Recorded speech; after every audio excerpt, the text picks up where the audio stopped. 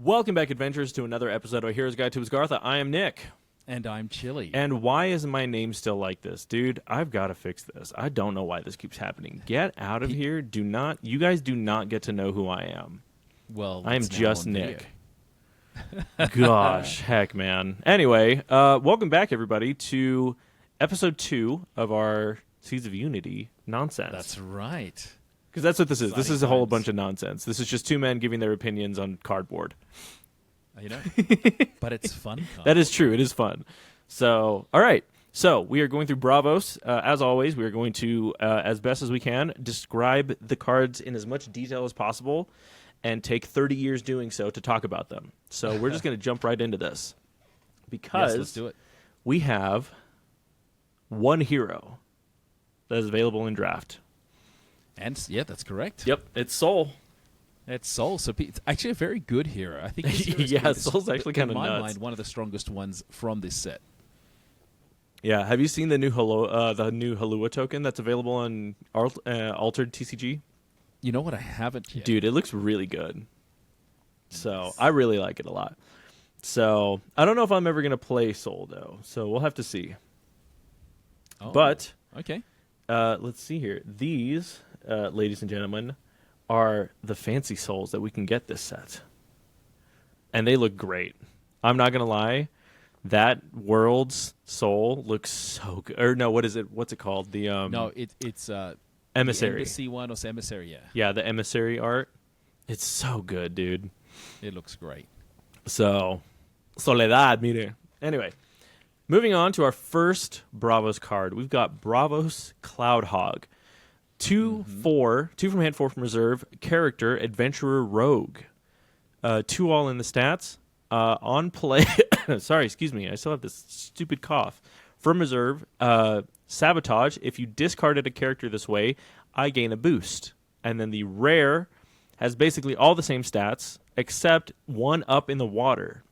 So 2 from hand, 4 from reserve, 2, 2, 3 in the stats.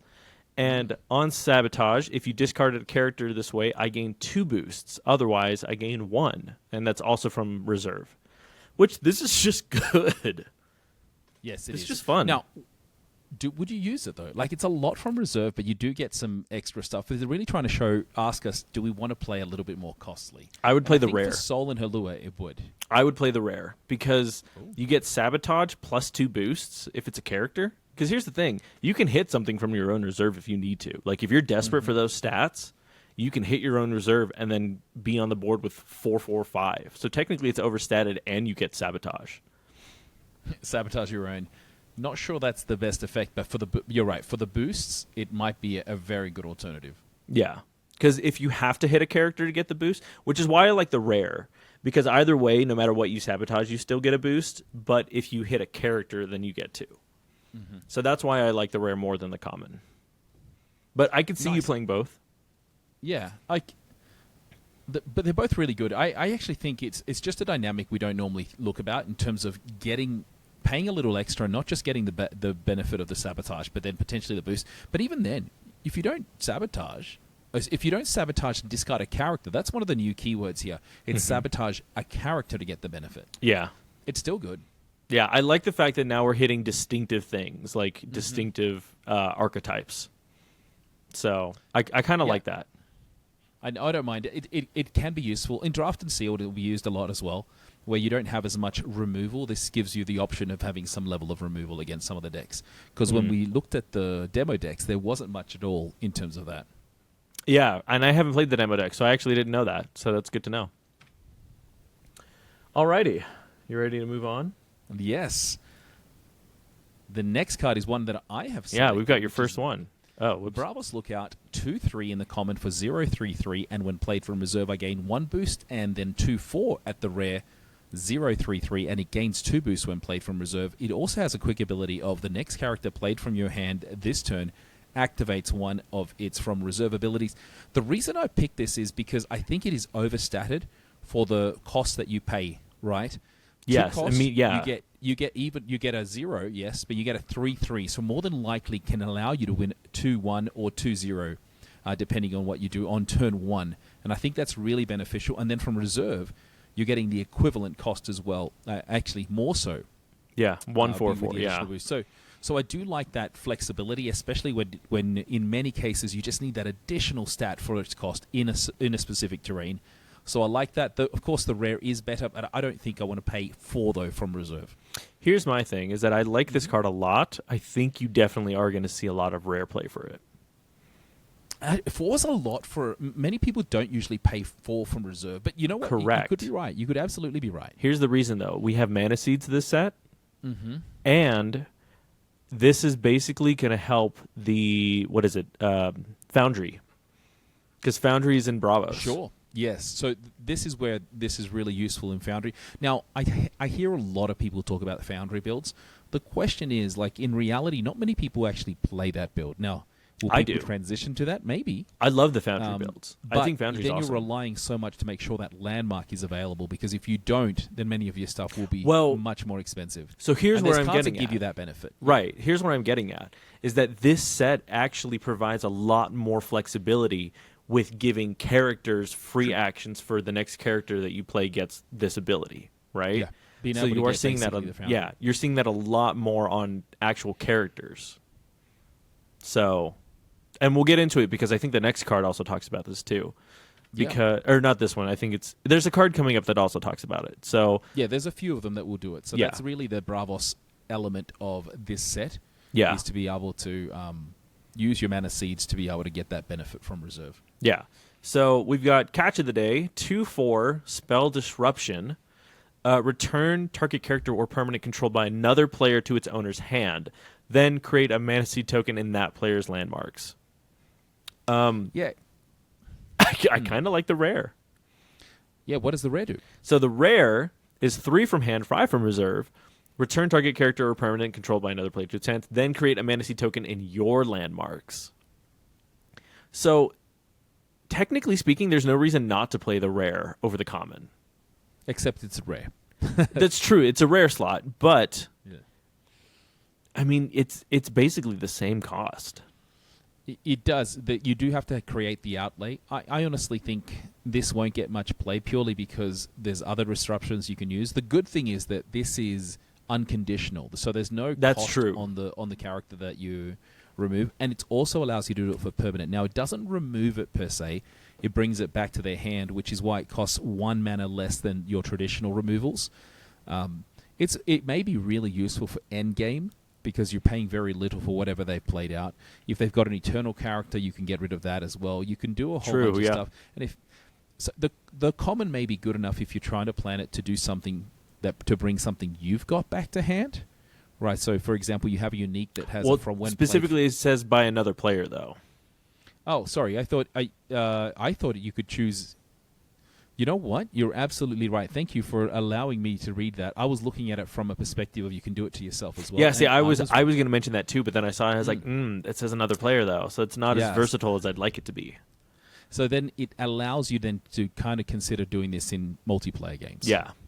So, which we might be getting soon. We might. We'll get more on it for sure. Yeah. So, we've got the Expedition card. Yes, it is. This So- is the Expedition card. We've got Deep Cloud Instructor, which we saw in Axiom, the Auto faction. So we get to see this in its home faction. 2 from hand, 4 from reserve, trainer character, 1/3/1 in the stats. On play from hand, you may rush a character. If played from your hand, it activates one of its from reserve abilities. And it has on play from reserve, I gain 2 boosts. And then the rare is discounted 1 from reserve, so 2 from hand, 3 from reserve, same in the stats, 1/3/1. The hand ability turns into an arrow ability, so on play from anywhere, you may rush a character. The only difference is that the reserve ability loses 1 boost, so it gains 1 boost from reserve instead of 2 from the common. Dog, I think these are very, very, very versatile. I'm telling you, man. It's so in line with what Sol is trying to do as well. You're gonna see Foundry come back. You're gonna see Foundry make it. It's Foundry builds are gonna make a big comeback. You're going to have Foundry builds without Foundry, because Yeah. there's so many cards that now give you that option. Yeah, I think this will actually be very useful. In Sealed is going to be great. I'm excited to see how people use this, because what we're also seeing in Bravos is a number of other heroes, especially Kojo, move towards some level of rush in their in their cards. Now, most of the rushes are more about drawing a card or sabotaging. Now, this is slightly different, where it will allow you to get a benefit from the reserve, and we'll see what cards come back in play if that's the case, because there's not many that use that right now. That's true. But I love this card, and you're going to see a lot of this effect in this set.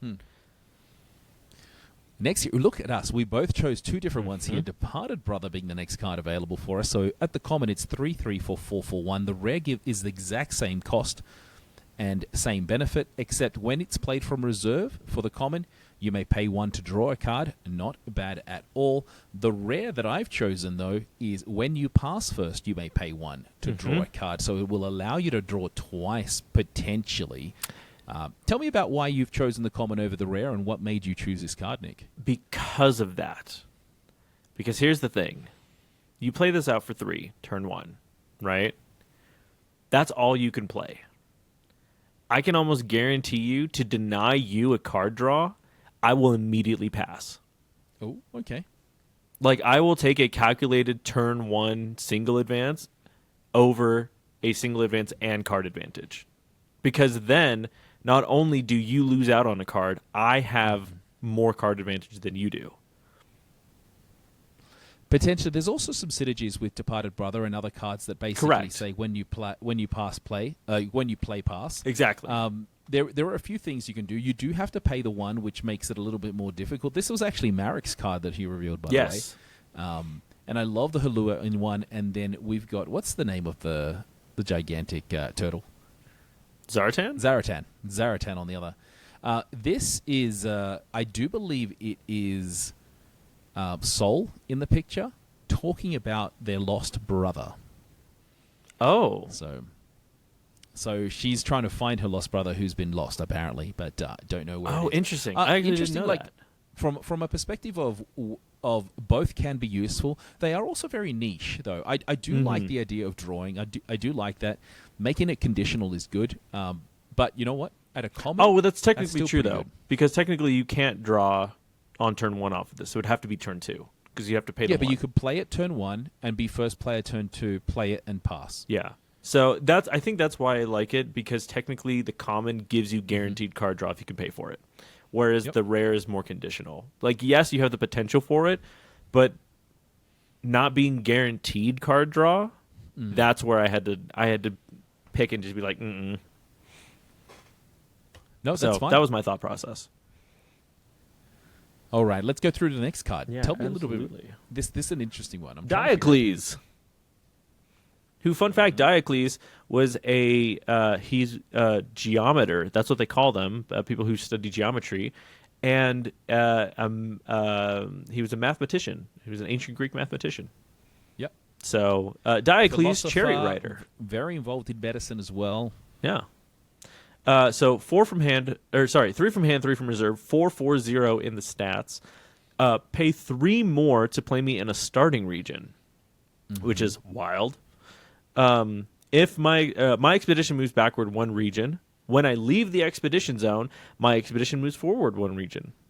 Yes. So that's crazy. Because basically, that is unconditional moving forward. Yeah, so you're basically, if you play, you're paying 3 additional resources for a guaranteed progression. Basically. Now, yeah. Once again, what you can do to stop this is actually sleeping it, or anchoring it, so make sure that it doesn't actually get the benefit, because it has to leave the expedition zone to make it work. Well, because here's the fun part, is that, technically speaking, you get the advance, and then you get another advance. So it's for 2. So this is a small step, basically. Yeah. I think this has a lot more play in a charty than it would anywhere else, because you have the ability of ramping quite a fair bit. Yes. And paying a 3 cost may not be a problem. I'd love to see some of the builds that use this and really focus on progressing just on one side of the expedition, playing this out when you have it and getting that benefit. Of course, you do need to ramp a little bit to make this beneficial. And there's a few cards in Bravos that kind of let you do that double jump. Yeah. Imagine doing this and then getting something else, and you got the triple jump, quadruple jump. There's going to be some fun stuff. Yeah. So this might be where where we might have to do a bounty board for Diocles now. Try Yeah. and get the Eris effect, but with Diocles. See if you can move 7 Diocles in at one turn. 7 win the game. Yeah, right. So, because that's honestly really cool. I really like that effect. I just don't know if it's. I don't know if it's technically possible with Diocles. I'd have to. We're gonna have the judges do some research on this one. Absolutely. Well, that does take us to one of your other picks. So Yes. it is Fab Lab unit. I'll let you talk about this one because I'm interested. We've talked about it in Axiom as one of Yes. our favorites. So tell me why in Bravos as well. So in Bravos. So for those of you who didn't watch Axiom, which shame on you, 2 from hand, 1 from reserve, expedition gear. So the next character played from your hand in my expedition this turn activates one of its from reserve abilities. Mm-hmm. So I really like the fact that Bravos is giving us a lot more of these options in this set, right? Because they know that Foundry is going to be rotated out soon. So they're trying to basically make up for that. So I like this a lot because it basically, while we have it, you can have Foundry, you can have Deep Cloud Instructor, you can have Fab Lab unit, you can have the other card that we talked about earlier that has it as a free ability. So I like the fact that this is basically throwing that in there. It's just like the next turn you do this, like you do this thing. So I like this because A, it's cheap. B, you can play it twice, and it basically compounds with Foundry. Yeah. So That's not bad. I really like that a lot about this set. I think this will be very useful. I didn't pick it. It's not the way I like to play Bravos with all the different landmarks in the expedition. But Yeah. like you can play it, gain a benefit for something that you don't want to progress on the side for, and almost have it as a free ability for future plays. Like because you can get the ones that give you draw. There's a whole bunch of stuff we're going to go through in terms of some of the benefits. Or resupply. Here's going to be my prediction. You ready for this? This is going to be kind of wild. I think Bravos, if you play Foundry, like we call them Foundry builds, right? With this particular ability, I think you're going to see Foundry builds that all the rares are exclusively going to be permanents or stuff that has this particular thing in it, and then the uniques are what's going to be wild. So you're going to see a lot of uniques that have a lot of from reserve abilities that maybe are on the cheaper end, but that have a lot of them on there, and you're going to see a lot of common cards that have that, because like we saw with Deep Cloud, right? The rare version was technically worse on its from reserve ability because of the change from the hand to the arrow ability. So I think it's possible that you might start seeing a lot of that kind of stuff. Yeah, but look, you never know. I think you will. Look, once again, so there's going to be so much fun deck building, and the set comes out this week, mate. It comes out this week. We're getting there. It's coming up soon. So, moving right along, though. Yes. Sorry, I'm dying. I'm going to let you go over this one while I die. This is Flying Squirrel, which is a 1/2 cost, a character, adventurer, animal, 1/1/0 at the common and the rare. Both of them have, though, an ability when played from reserve. I gain 1 boost for the common. The rare is, if I'm in contact, I gain 2 boosts. Otherwise, I gain 1. So you have the benefit of getting some overstated cards if you play it from reserve and you're in contact. Just FYI, this is basically the squirrel hanging on to the wingsuit jumper. Yeah, but here's the thing. From Look at this set. play. Look at this turn 1 play. You play Fab Lab, you tap it, you play 1, and you get a 2/2/1 on turn 1.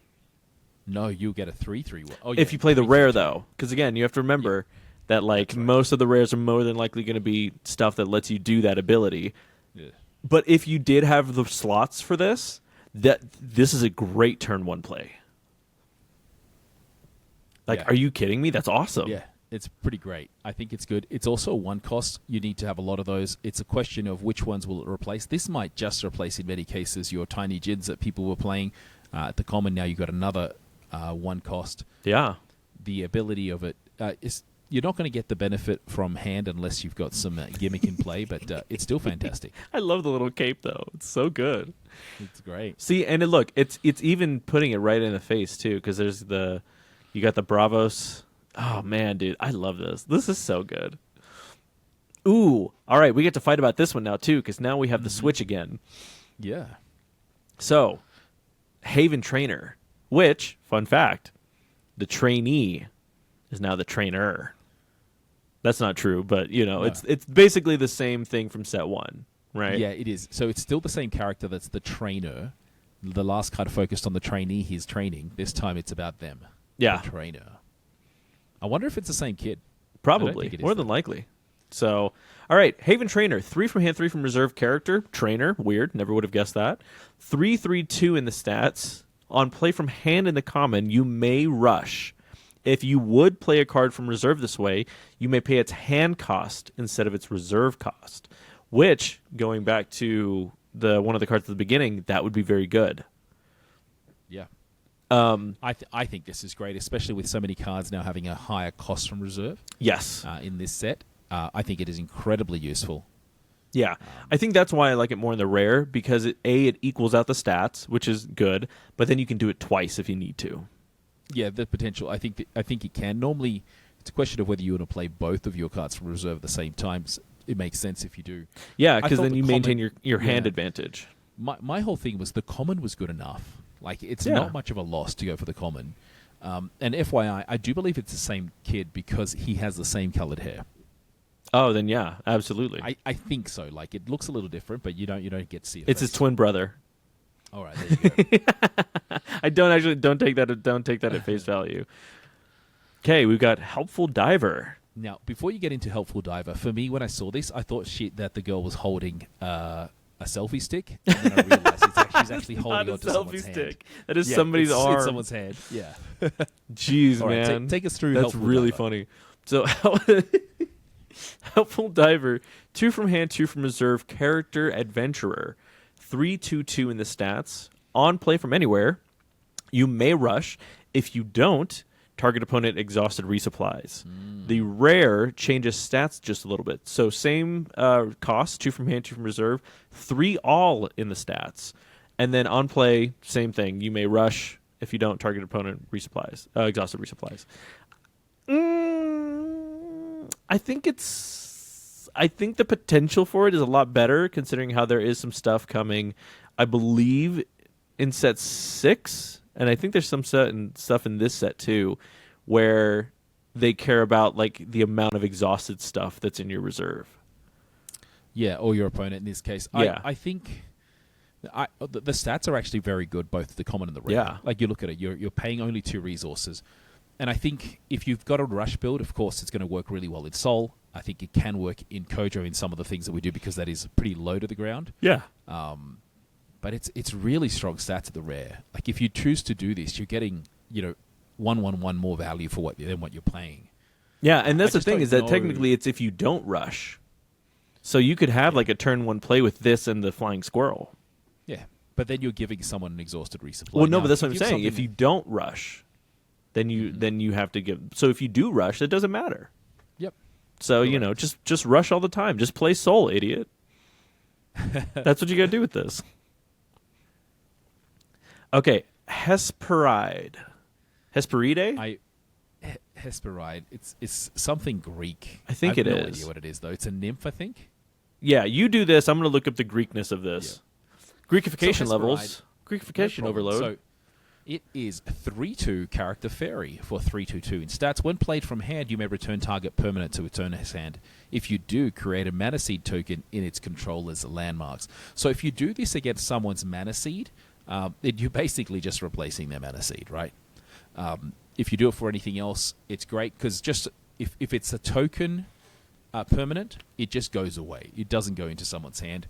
I think it's okay. I don't know if I would use it, but once again, I'm not thinking the way of creating mana seeds in Bravos, and this card does give you that option, but I don't know if it's going to be an archetype. I can't. I'm dyslexic as heck, man. I totally read that. It's Hesperity. Hesperity. There you go. That 'Cause it's- sounds more like the Greek style. Because it's the saying, right? Hesperides, the evening nymphs. Yeah, the nymphs. Yeah, so it's Hesperides. So singular Hesperity. Man, Man, My you're Greekification falling- levels are falling down definitely in not there, in your man. linguistics there, my friend. I know. I put the R and it's not great. So I think interesting here. It's almost like protecting the nous, just like the Nylum needed Yeah. the help before. So fantastic, just to see. I don't know what it's going to do. I personally wouldn't use it, but someone might. so. Here's what I think. This is technically a Lyra card because it's a It nymph. looks it, doesn't it? So I'm not sure. It's either a Muna or a Lyra out of faction. So I'd be very interested to see what the regular version does, because I think this is the rare version out of the out of faction on the out of faction. So I kind of want to see that, but yeah, I don't think I would play this. Yeah, I don't think so either. I don't know, man. Yeah, Hesperity. That's what it. Hesperity. Remember, That sounds everybody. much better. Also, if somebody can tell me where I got that quote from, the we'll check in your Greekification levels, Greekification overload. That is a quote, by the way, Chili. I'm not just spouting. Yeah, I random have no nonsense. idea what you're talking about, my friend. Okay, Ira Ferratendi. We saw this in Axiom. This is the out of faction for Bravos. 1 from hand, 2 from reserve, 2/0/1 in the stats. On play from reserve, create a Manasy token in your landmarks. See? I'm telling you, dude, there's so many turn 1 plays. Like, you could do this with the Fab Lab, and then you have a free mana to play your Flying Squirrel. Yeah, you could. Now, one thing to note here, Ira is Adela's son. Correct. So there we go. We got a chance to speak about that a bit yesterday, or last time we did this as well. Correct. I'm a big fan I of Ira. actually think that this might be a fairly, it is a rare, but it's fairly useful because you're getting 2 stats for Yeah. the 1 cost. So there's a potential to be able to get that progression. Yeah. So we'll have to see how many landmarks actually let us do that effect of the thing, because then that will definitely determine the rares that you put into. Okay. Isabel Letham. Letham? Letham. 2 from hand, 3 from reserve, character adventurer. 3/0/3 in the stats. On play from reserve in the common, you may rush to resupply. The rare is slightly worse in the stats, but I kind of like this card. 2 from hand, 2 from reserve, 2/0/3, not by much, by the way. Resupply, and then you may rush. I like that. It is Letham, by the way. It has to be, because if so, and I completely forgot about that. I should know this. Just as you're going through, hold on. Isabel Letham is like a legend in Australian surfing. Really? She was one of the first women in Australia to actually have a surf. Right? And you call And yourself that's why Australian. she's passed away many years ago. So it's Letham there. The card art on this is absolutely gorgeous. She died at age 95. So she was born in 1899, died in 1995. Yeah, 12 days before my birthday. there you go. So, Yeah, and she's actually from the suburb next to where I grew up. So yeah. This is, wow. Duke Kahanamoku? Ooh, I don't know So, who Duke- experimented oh. writing a board in the Hawaiian tradition in tandem with Duke Kahanamoku. Yeah, so she must have gone to Hawaii, or she met him, because that sounds like, I think surfing originated Yeah, the there, or first it's- Australian to write a surfboard. Mhm. That is what she's known as. like a legend. Yeah. Wow. So, but the card itself, and I love the wave rider that you can see on the surfboard. Anyway, now let's talk about the card itself. Sorry Yeah. about that, Dick. I think the rare is good. I think the rare is better because you get the resupply, and then you can choose whether or not to rush after it. Yeah. And then you know what? There's no downside to the rare, because if you don't want to play it, you have a card in reserve. It's basically just assume you resupply when played from reserve. Yeah, I really like this, and I don't think that the stat reduction at all really matters. Because like being able to play it less for one forest less rather than like a full sweep across the stats, I think people are going to play the rare over the common. I think you may see a bit of play. The hard part is you're losing a mountain, but you know what? You don't really care so much in Bravos, because that's the area you have a lot of strength already. So it may not be so much of a trouble as some of the other stats. Yeah, agreed. Yeah, Yeah, that I does like this take card. us to Kedam, the next Kedam. It's a nautilus. At the common, it's an animal. It looks like a It's a nautilus. That's Nautilus? Yeah, that's what the creatures. They're called nautilus. Sorry, Yeah, nautili. Nautili. There you go. So 3/3 for 3/3/3 at the common, the same as the rare. The common really gives you no benefit at all. There's no additional text except when you discard it from reserve, the next character you play from your hand this turn activates one of its from reserve abilities, which is pretty good. That is the theme for Bravos in this set. The rare, though, it gives you basically like you're playing Lyra. When I go to reserve from the expedition zone, you may return another target character from your reserve to your hand. And I think that's why I chose it. It gives you a little bit more control of being able to have card advantage. correct. Without actually losing out on stats. Normally you lose out on the stat to get the benefit of a draw. Here you get the same cost back. Yeah. That being said, though, the rare is definitely better. I would play the common. Just I prefer the common. Just an even statted card. Well, yes, but here's the thing: is with the other card that we saw earlier, the free ability comes on the rare. This is the common version. So if you're playing a Foundry build like I was talking about, anytime that you get the chance to play a common card that will give you that ability, you're going to take it. So that's why I take the common over the rare, only because, like, yes, this is basically Ouroboros Incaster in Bravos. Yes, absolutely. That's basically all this is. The only difference is that it gives you the free ability of activating reserve abilities. That's the only difference. So I think that's why I'm fine playing the common. I like the common a lot more. Fair enough. So, all right, let's see who we got next. Kikimora! Isn't Kikimora like Hawaiian? No, Slavic, I think. No. It sounds it though, right? It's either, I want to say it's Pacific Islander or it's Japanese. No, it's a Slavic mythology. Basically, No way. It can be a good or a It bad. is. That's wild. Russian the and Belarusian legendary creature, the Kikimora. Yeah, the only thing though, they've made it look more like an animal or a bird here.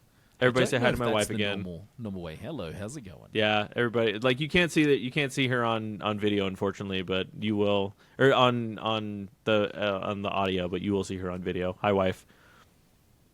The voice of what's her face? Yana.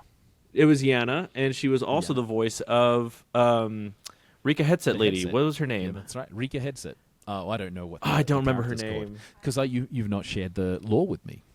You're right. I don't remember. Dang it. Anyway, the point is, that's my wife. My wife is awesome. Anyway, yeah. So what? I was thinking Kakamora from Moana. Moana. That's what I was thinking of. Oh gosh, yeah, a female house spirit in Slavic mythology. Yeah, there you go. So 1/1 for 1/01. It has a very interesting ability. Like, if you want to play this first, and you have the option of then playing a permanent to get an additional boost, it's not bad. I don't know if it's something that I would necessarily use, but you know, I mean, I'm look, sure I it will care have- about this have for its opportunity. I care about this for Foundry, Sure, but you have to play this first, then you have to play a permanent. That's which like- is fine. Like, it's a nice little after you that maybe they don't know about, that you're going to get yourself a benefit. Yeah, A lot of the Bravos heroes currently only play about 5 permanents in terms of their whole deck composition. Not sure if this set is going to increase it. We're going to go through a couple of the permanents, but there seem to be just staples that you use. You keep 5 or 6 in your deck. yeah. But it has some level of utility. There are other cards that I think are better that give you a boost without actually having to go through the hoops of playing a permanent, though. Yeah. Here's the interesting part. We have Kikimora now. That means at some point we're going to get the Domovoy, which is the male counterpart of the Kikimora. So that'd be interesting. Lyra DJ. This is quite an expensive card. For, Weird. I Bravos kind of here. wonder what faction it's from. Lyra DJ 66 for 666 character artist. You may play me for 2 less in an expedition that's in contact, and I think that is actually quite good. Yeah. And when played from anywhere, if each of your expeditions is in contact, draw a card. Now, this is something that Bravos traditionally does not want to do, is have any, like, you always want to be ahead. So maybe there's an element of, very much Izmir style where they just want to, the older funnest, to be honest, they just want it to be equal with you, equal with you. I don't know if you're ever really going to get the benefit of drawing a card, but you will very likely be able to get the benefit of paying this for 4 resources for 666. Let me be 100% honest on this one. I think this is always going to be a turn 2 play. That's what I think. I think what you're going to do... 1-1 and then play this? Exactly. Potentially, yeah. I think you're going to see an equal move for at least decks that are playing this. You're going to see a 1-for-1 on the same side. So like either companion 1-1 or hero 1-1. And then turn 2, you're immediately going to see this play. Because each of the expeditions has to be in contact. Now, I'll say, this will be brilliant in Arena. Yes. Absolutely brilliant. Yeah, that'd be wild in Arena. Because you get a draw. You automatically get it for 4. Mm-hmm. And then you get the card draw, and you're... Wow. No, that's a good point. Now, I don't see many Bravos games going to Arena. but if it ever does... Yeah, that's a good point. I hope people play with it. I think it has a lot of utility in a way that many people would not expect. Yeah, I think you could see this. If you do ever see it, it's probably going to be as like a turn 2 play if they have it. Or else it's just going to go straight to mana. That's right. Ooh, market encounter. Look at all those fish. Also, I forgot to mention this. The Kadarm on the rare, the crying fish, I thought that was really funny. Oh, I saw that now. That's awesome. The artwork. It's so funny. So, okay, market encounter, one of the, what is this? The Adventure Pass cards That's that we right. get. The alternate arts are all the encounters. This is the Bravos one. Yep. So, we have market encounter, 2 from hand, 2 from reserve, spell maneuver. Create mana seed in your landmarks. Mm-hmm. Sick. And then the next character play from your hand. Again, dude, what the heck? And then the rare, 3 from hand, 4 from reserve. Put the top card of your deck in your mana zone as an exhausted mana orb, and then the same thing, free ability. The next character you play from your hand activates one of its reserve abilities. Dude, I'm gonna play the rare. I'm gonna play the common. I think the common is great. A lot of people would think that it's 2 cost. It actually is a 1 cost after you. Technically, yeah. Yeah, you're not getting any benefit out of it outside of the after you for the 1 cost, but it is a 1 cost after you. If you're looking to play the Hunger, this will allow you to basically stall while also enabling yourself to have another card in reserve that you can get a boost from. Yeah. Let me put it to you this way, right? This is how I think about this. Is that I prefer playing this over Mana Eruption. Because technically, yes, it gives you... Like, Mana Eruption gives you permanent mana, right? But you're also getting rid of a card that you don't necessarily want to. Yeah, so, Mana Eruption is good late game. It does. It hurts a lot more early game in terms of... Or not Mana Eruption. Mana Flare. No, yes. The one that lets you ramp. Okay, that's... Yeah, I know which one you're talking about. That costs 2 at the rare or 3 at the common. I think it's Mana Flare. I don't remember. But anyway, it's the one that lets you basically, for 2, lets you take the top card of your deck and put it into your mana zone. Right? A lot of Achadi decks will play it. Mana Channeling. Mana Channeling. Thank you. There it is. Mana Channeling. And it's actually 2 costs at the common. Yeah. But it has fleeting. Yeah. So here's my point, is that I'm going to play this over Mana Channeling. Right? Because technically, yes, it's a temporary mana seed, but I get to keep whatever cards I have, and I get this ability. Yeah, interesting. Would you ever play the Mana Channeling rare? Costs 5. Yeah. It has fleeting, but you can draw 2. Sorry, it gives you 2 cards as a ramp. See, I if I cared enough about ramp, then yes, I would play it. Okay. Like I'd play 1 Mana Channeling Mana Channeling in the rare, 2 in the commons if I cared about that. That being said, though, I'm gonna play this one. Excuse me, sorry, because I don't know why I'm focusing on this, but the Foundry builds. I know you're very one because I think that I genuinely think you're going to see a research into the Foundry build stuff. Because this basically gives you an extra mana. Granted, it's a mana seed token, right? But technically speaking, it gives you the same thing. The only thing is you're not wasting a card to get it. When a mana seed is not the same as ramping. A mana seed can only be used once, right? I mean, correct, but that's the point that I'm making, though, right? But it does allow you to basically ramp once, in a way. Yeah, kind of. So I think a temporary mana seed that you can just hold on to is definitely going to be better than, potentially ramping your unique. Yeah. So that's kind of like the thought process that I have with this. Now you've got more options for ramping as well in different ways.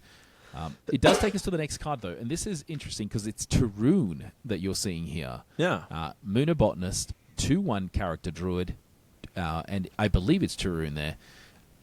It's for 2/1/0 in terms of stats. When played from hand, there are 2 played from hand abilities. The first one is target opponent exhausted resupplies, and the second one is you may target another character with base cost 3 or less, and it gains anchored. I think this is great in Moona. This is so good. In Bravos, it's a very, very cheap anchor. And Yes. you don't have many of them at all in Bravos. I actually think this may see a bit of play in being able to anchor. You can anchor your Buddha if you're playing that way. Yeah. You can anchor one of your boosted cards from Basira. Lots and lots of versatility. Yeah. Yeah, I agree. If I had to pick a 6th card, it probably would have been this one. That's what I was going to say too. But again, the exhausted resupply could hurt, depending on when it happens. Yeah. But the fact that it's exhausted, at least he can't be played that day. Yeah. Again, this is a good turn 1, though. So. No. Because I would say not a turn 1. Oh, wait, no, because then you miss out on the anchoring. You miss out on the anchoring, but also you're giving them a resupply that they more than likely are going to not have to discount down at the end of day. Yeah, that's fair. But turn 2, anything when they'll always have 2 cards going into reserve? Absolutely. Yeah. More like turn 3. So now moving into Nefeli. It's fantastic. Nefeli is a name with deep roots in Greek mythology, primarily with the cloud nymphs and the mother of centaurs. Yeah, they love nymphs in this game. Yeah, I'm not mad about it. Are you mad about it? No, I think it's cool. Yeah, I think it's great. So yeah, name of a minor goddess in Greek and Roman mythology. Phrixus. Oh, interesting. That's really cool. Yeah, clouds and rain created by Zeus in the image of Hera. Sculpted from clouds in the image of Hera. Mm-hmm. Wow. Oh, there's also some. Oh, okay. So there's multiple versions of Nefeli because there's also some with the name of Oceanid, which is very interesting. So anyway, so there's a lot of disambiguation about this, but this card specifically, Nefeli, 4 from hand, 4 from reserve, character fairy, 5/3/5 in the stats. That's kind of wild for a 4 cost. Just another thing, Nefeli is basically the mother of centaurs. Just that's the cool part. Yes, so she raised. It's because of her union. Oh, it's because of Ixion. Yeah. Yeah. Look at this. So it's almost like we should become a history. Yeah, it's weird. It's almost like we should be a lore channel. Weird, huh? But I'll say this: this is very much good old YouTube helping out. Not YouTube, Google. Yeah. So 4 from hand, 4 from reserve, 5/3/5 in the stats. On play from anywhere, you may pass. If you don't, create a mana seed token and target opponent's landmarks. Yeah, this is fantastic for Soul. Yeah, fantastic. Yeah, why not? Yeah, pass. And then the rare is 4 from hand, 4 from reserve, 5/5/5 in the stats. You may pass. If you do, create a mana seed in another target player's landmarks. Yeah, in this case, I think the common is fantastic. I don't think many people will be playing the rare. Yeah, unless you're playing 2v2. 2 less in Mountain. Why would you not, right?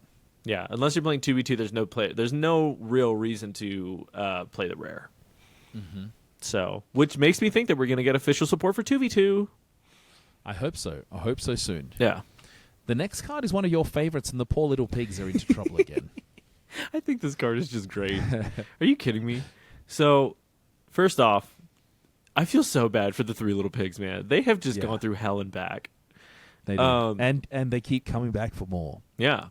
So Newton's Law, 2 from hand, 2 from reserve. Fleeting spell, create a Mana Seed token and target opponent's landmarks. Then discard target character they control with base cost 3 or less. Mm-hmm. I think this is great. I don't even care about the Mana Seed. This is a discard for 2. It's a great discard. Now, if you think about it, it's an even costed discount because you are paying 2, but you're giving them 1, and if they have got a card that they played for 3, or base cost of 3, that you're basically giving even. But the fact that you're discarding the card as opposed to putting it into reserve is a very, very strong card. Yeah, I love this card. I think this is one of the better... Yeah, I like your choice, actually. I think it's a very good choice. Yeah, I don't think it's one of the best removal spells, but I think it's one of the better ones to like give options to because it's straight discard. And we're always going to take discard over like send a reserve or send a hand. Yeah. I like it. Good choice, man. Thank you. Appreciate it. The next one is another 1 cost. So we're getting a lot of 1-drops here in Bravos. 1/1 for 1/1/0. It's called a Rabbit Farmer. It's a character druid / animal. So you can get some benefits of the, what was I going to say, of the animal builds. Yeah. Oh, yeah. The Iran. Mm-hmm. Now, when you make a gift, if I have no boost, I gain 1 boost. So if you are giving... This is one of the few cards that I think actually works or focuses on gifts in Bravos. Mm-hmm. But then if you do give something 1/1 for 1/1/0, so this is be more of a Mana Seed style build, which may become a thing. I'm not sure if it will. I mean, yeah, you could play this with the encounter, right? Yep. So basically, here's how I could see this working, right? You can play it with Newton's Law, like the card. Yeah, exactly. Exactly. So basically, what you do. Oh, but the problem is that you'd have to do this first. So you'd want this to go first. You'd want them to play something, and then you'd Newton's Law them, give them a Mana Seed. This would gain a boost, and then you discard whatever they just played. Yeah. So it's not bad. Like I don't know if that's a build that someone will make, but it is an option, right? True, it's an option. Moving on to our next option, though, is Reika Agronomist. Now, this is a very different art style than we've seen in the majority of Altered. This looks almost like a photo style rather than a caricature. Yeah, that's true. I don't recognize Mateo. Yeah, Mateo Spirito is the artist for this.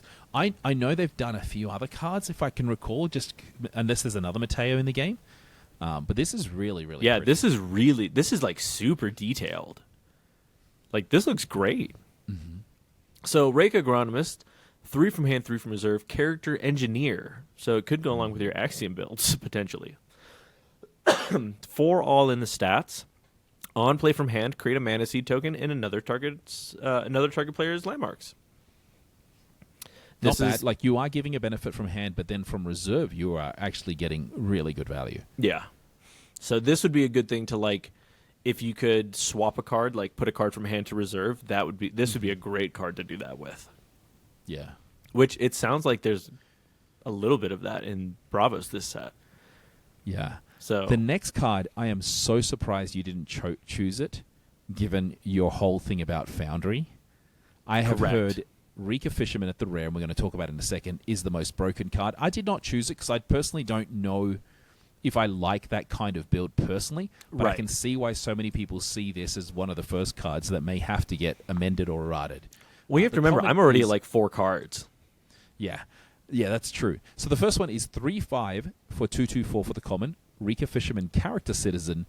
It's exactly the same cost for the rare, but it gives you 3/3/4 instead of 2/2/4. The common does have, when played from reserve, create 2 Mana Seed tokens in your landmark. So basically, what you're doing is you're playing 3 from reserve to get 2/2/4. Mm-hmm. Now, on the other hand, the rare, which is where people are really losing it, has 2 abilities when it's played from reserve. 1, draw a card. 2nd, create 2 Mana Seed tokens in your landmarks. So 3/5 for 3/3/4, drawing a card, 2 Mana Seeds. This is basically 3/3/4 for 3 and a draw card. Yeah. So there's really no downside for playing this. I don't like that kind of build. I think it's very much reliant on other cards to get the benefits to do it. It was part of the demo deck tournament cards that you had. And people I losing think their a lot mind of over people are this. going to play this, and I'm actually okay if you have sabotage. So this is once again when you're Yeah. playing against it, you've got to find a way of getting this, and he may bring some of the sabotage which was lost during the last season. Not many people playing a lot. Yeah, I like this card. I believe that the 5th card that I chose fits the idea that I have a little bit more. Mm-hmm. But I like this. The only issue that I have is that, like, I don't know, man. It in my brain, it makes it seem like the out of faction or the rare ability should have been switched. It should have been draw a card and then create 2 mana seeds in the rare. No, but you can choose whichever one. They're Well, not in no. any I order. mean, like in the common should have been draw a card, and then the rare should have had as the Bravo added should ability get- the creating the No, 2 Bravo- mana seeds. Bravo should get rid of all the draw card. They need to be bad at something, and they're not. Anyway, that takes us to the next card, and as we're Boo. going through. Boo! Rika Magnet, you guys all know I love this card in Axiom. I think it's still useful in Bravos, but it's not one of my top ones. It is 3/3 for a character bureaucrat, which is 2/3. Interesting, we're getting a bureaucrat that's not in Ordis. 2/3 in terms of its stats, and when played from reserve, choose one, or exhaust a permanent you control to choose both. You can sabotage, or you can create a mana seed token. Yeah, are in you the kidding me? If landmark. this was an Ordis dude, there would have been riots in the streets. Yeah, but Are it's you a kidding me? bureaucrat. I mean, It's yeah, a bureaucrat. but still, if they would have put this in Incredibly Ordis, useful. I think this card is going to see play even at the rare. Yeah, I agree. Unfortunately, I have to agree with you. Okay, Rake a Peddler. I'll talk about this in a second. So Rake a Peddler is a 3/2 character merchant, 3/2/3 in the common, on play from reserve. I lose fleeting, then create a mana seed token in target opponent's landmarks. The rare says so 3 from hand, 2 from reserve still, 3 all in the stats. And then on play from reserve, you may create a mana seed token in target opponent's landmarks. If you do, I lose fleeting. Yeah, this is basically a return to cards that lose fleeting. It's been Yeah. a while, not since we had Garrick, that this is actually a card we have available to us. I don't know if I'd use this. I don't like the ability of giving mana seed tokens to your opponent every day. Yeah, I don't. Like, this is fine from hand, but then I would immediately get rid of it. Then I would probably say pick a different card. 'cause Yeah, you do want the honestly, second yeah. cycle of your You're cards. better off picking a different card. Okay, Rake a Skipper. Oh, wait, but the joke about this is that this just reminds me of Beetle from Wind Waker.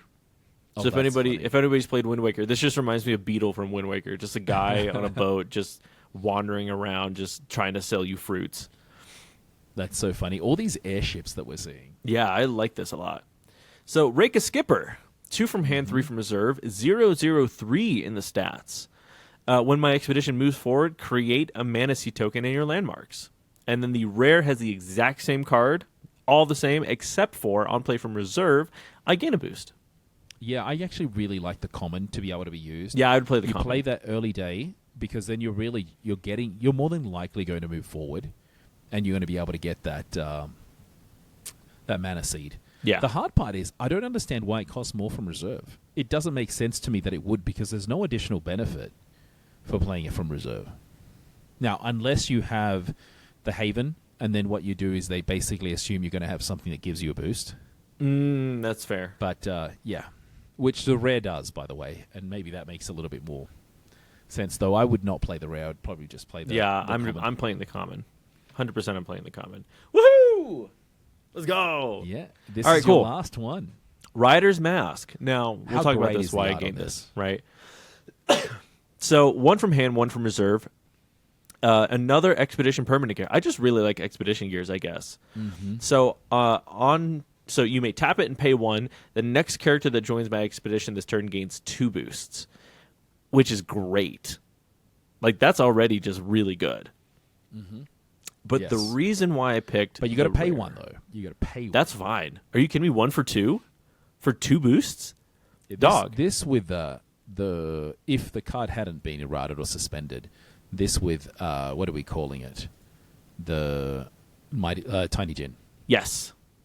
Yeah, that would have been stupid. That would have been wild. So we have in the rare, same, one from hand, one from reserve. Boosted characters in my expedition are tough one. So first off, no, that's gross because it's not hard to boost in for mid Bravos. to late game. It is so not hard to boost in Bravos. But then it has tap, and this is the first time that we have seen an X ability. There's a couple of them, I believe, in this set. Yes, correct. But this is the first time that we've seen it on payment costs.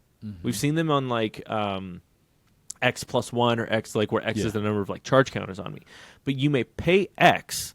The next character that joins my expedition this turn gains X boosts. Every Bravos deck is going to be playing this. Every single Bravos deck is going to play this. Yeah, I think there's benefits. The question is, you have to. This is more for an Achati build for me, where you have mana available. True. Right. Because remember, you have to pay the cost of the character and then get this. Unless you have a way of anchoring some of those cards, and maybe that will be the benefit you can get. See, I think it has a lot of potential, especially because it costs so little. But you have to pay extra for everything you do. It's almost like those uniques that you used to get that said, "Oh, this sounds like it may be a great unique." Oh, you got to pay extra to get the ability. here's the thing. I don't think that people are mostly like people are going to play that as like a last resort kind of ability. I genuinely think people are going to play this for the tough ability. Because you play this out with a parliament and then you've effectively ruined people's day. Yeah, you have. So Look, I think it's so cheap that it has a lot of versatility. I love this card. I think so many cards are going to be playing both versions of this.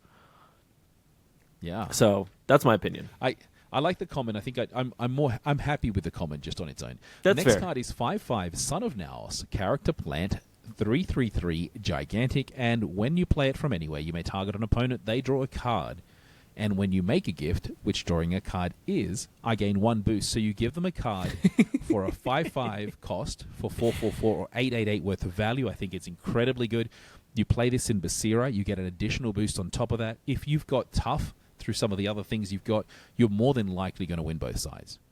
Yeah, this card is really funny. I think this is really good. This is so funny. So, because wait a minute, let's see. Okay, yeah. So, effectively, you would have to play this out first, and then pay the 1, and then pay this. So you'd have to be paying 7 total. Well, okay, technically speaking, No, you could do a 6. little bit of setup. You could play this out first, and then for this, you'd be paying 6 to have it get 3 boosts plus gigantic. Why would you pay? Oh, you're talking with this alongside the Rider's Mask. Yeah. Okay, got it. Which technically isn't bad. Paying 6 for 6 stats all in gigantic? Yeah, potentially 7 If you play with Basira. Like, if you have to play, no, because you got to pay the cost of Rider's Mask than the 1 that it asked you to pay. Well, that's what, yeah. So that's what I'm saying. So 6 total. So 6 with the Rider's Mask, and then so 1 for the Rider's Mask, and then 5 for the this activation. Yeah, and then 1 5 for the this. activation of the boost. Yeah. Well, that's what I'm saying. There's a So lot- like if you do setup for it, where like you play the Rider's Mask like from the the turn previous before turn. or something, Yeah. or you could have a Mana Seed. Mana Seeds You are can use great. Mana Seeds. Yeah, that's right. So anyway, Then I like this. I think this is going to be Yeah. funny. I think people are going to find some really weird ways to get this way overstated when it enters. yeah, the next card we've got is a very interesting one as well in terms of its art. This is the Encounter for Izmir that's also available here. You're getting to see the Izmir logo in the background, and that must be one of the sports teams on the left-hand side, that logo. So it's 2/1 for Sports Encounter spell, boon maneuver. It has got cooldown, distribute 2 boosts among any character, any target character in player in reserve. I think this is great. And you get an I after you. love the after you when played from reserve as well. So after you, automatically people will start thinking of a Kesha, but I think it will also be useful in any of the builds here. This after you is really great. Once again, we talk about hunger a fair bit, hunger style builds. We'll absolutely love it. Oh, you are on mute if you're trying to speak. Yeah, I knew that. Okay. Yeah, I think the encounter cards are really interesting. But I think this is probably one of the best ones that we've seen. I think it's very useful. And also, it's so cheap that it makes it very easy to play and insert basically in Yeah. many types of decks. Again, the only problem I'm going to bring up is that it's a rare. Only Yeah. issue. Absolutely. Okay. I think this is your last one. This is my favorite. You want to talk about it though? Yeah, sure. I can talk about this. The Shell, which we saw in Axiom, 2 from hand, 3 from reserve, 3/3/1 in the stats. On play from reserve, you may put a card from your hand in reserve to draw a card. I mean, yeah. Yeah, I think it's great. It's the cost wise isn't much of a difference. I think it's very useful, and there are a lot of cards in Bravos that you want to be playing from reserve because it gives you some additional benefit of some kind. I think it's great. I really like it. I think you will see a fair bit of play personally. I think you might be right on this because here's the combo that I'm seeing in my brain, right? If you're playing it with the intent to play the Foundry kind of build that we've been talking about this whole time, what I could see happen is that you play this turn 2, right? You play this from reserve, you put a card from hand from whatever, right? The combos that I'm thinking of are like you play this from reserve, or you play it from like off of any one of the stuff that lets you activate the reserve abilities. Mm-hmm. You're going to put something that has another, like a free action off of that. You're going to sack that, and then you're just going to activate another ability like that off of this or like off of another card. Yeah. I wonder if they can stack. If you can, I think if another card gives you the benefit, you can stack those effects, but not from the same card, which is what they did. Let me take a look, actually. The Foundry. Because now that I think about it, if we look at most of these cards that have the free ability, has to be from hand. So any one of those. So as we see right here on screen, we currently have a card that says it has one of the next characters. That has one of these free abilities. The next character played from your hand this turn activates one of its from reserve abilities. Yeah, and that's basically the same thing as the Foundry says. Yeah. So technically, you would have to play something from it, but even then, that's totally fine. Like that's not necessarily you a bad can play thing. that. If you don't want the card in your reserve, you want to get rid of it, you can play its quick ability to give you another benefit. Exactly, yeah. Is basically what you're saying. So those are the kind of combos that I'm thinking of. Yeah. Now, Thomas Edison is the next card that we got here. Before we even look at what he does, I love... now, Thomas Edison is known as someone that may have stolen people's ideas. May have? And I actually love it here where it says, "Thanks to my new invention, the city is safe." Yeah. Again. And on the other, on Tesla, it says, "Thanks to our creation." Right, so very much the flavor of who they are. Yeah. 5/4 for 4/4 is a character. When played from anywhere, you may discard up to 2 characters from your reserve. If you do, activate up to 2 of their from reserve abilities as if they were mine. So very, very useful. The thing for me is, like, in many cases, do you really want to discard cards from reserve? And I know we talked about that in Axiom the other day, but you can also, if those cards are exhausted, then you can definitely use their abilities. There's a lot of upside. Not my style of build. I don't like... See, even though this fits into my Foundry build stuff, I don't like this card. Is it because of who he is? No, it's generally because like I don't want to be discarding characters to do that. I want to be playing the characters to do that. Agree. That's my only thing. So, now, unless they're like super cheap and I have another, like, say I have another 4 cost that I want to play, then that would make some sense, right? So I can see where this would get really interesting because you're like, say you have 2 cards in reserve that are characters, you play this out for 5 or for 4, you play this from somewhere, you discard, and then you play another card where, because you're either getting mana seeds or you're getting, something that's going to let you discount costs to play more stuff for like higher costs. Yeah. So I could see that kind of stuff. Like this with like a Diocles, that'd be funny. There's absolutely benefits to it. A bit of setup is just not my type. Yeah.